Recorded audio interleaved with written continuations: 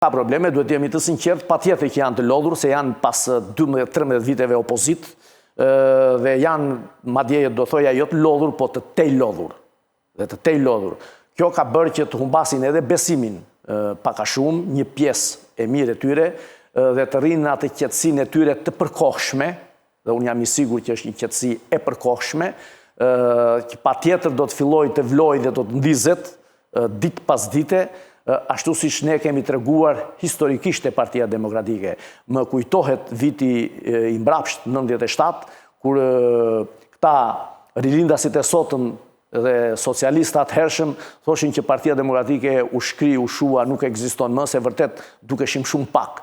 Por në fakt nuk ishte ashtu. Aty ishin demokratët, qytetarët, mbështetësit tanë dhe treguam që ditë pas dite dhe hap pas hapi ne arritim që në 2005, madje rrezikuam në 2001 pushtetin, dhe në 2001 pas 4 vjetësh, në 2005 e morën pushtetin të vetëm.